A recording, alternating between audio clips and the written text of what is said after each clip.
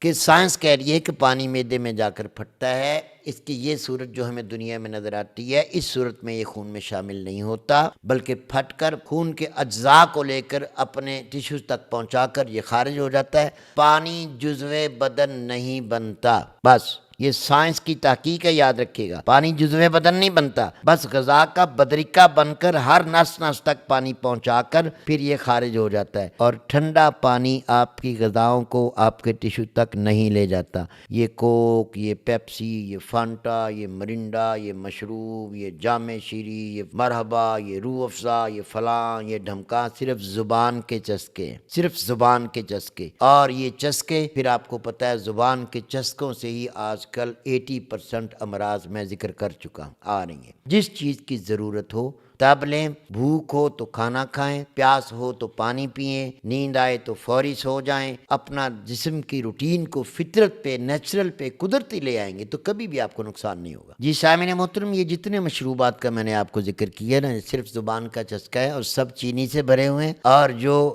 Sugar free ہیں وہ سب screen سے بھرے ہوئے ہیں۔ یہ شوگر فری بوتلیں، یہ شوگر فری مٹھائیاں، یہ سب تماشے، یہ ڈرامے، یاد رکھیے گا سکرین بذات خود کینسر پیدا کرتی ہے۔ یہ جس نے سکرین بنائی ہے نا، وہ کہتا ہے کہ یہ کینسر پیدا کر سکتی ہے، میں نہیں کہہ رہا۔ تو آپ یہ بات یاد رکھیں، بغیر ضرورت آپ چینی اور سکرین اور پانی کو استعمال کریں گے تو میرے بھائی ساری زندگی آپ کی دوائیاں نہیں چھوٹیں گی۔ یہ حق بات ہے، سچ بات ہے۔ مطب ابن طبیب پر free online check up کیا جاتا ہے۔ ابھی ہمارے واٹس ایپ نمبر پر رابطہ کریں اور گھر بیٹھے اپنا مزاج معلوم کریں۔ اپنے مزاج کے مطابق غذائی چارٹ یا دوا کا کورس منگوائیں۔ آئیں فطری اور قدرتی طریقہ علاج کی طرف، مطب ابن طبیب کے ساتھ۔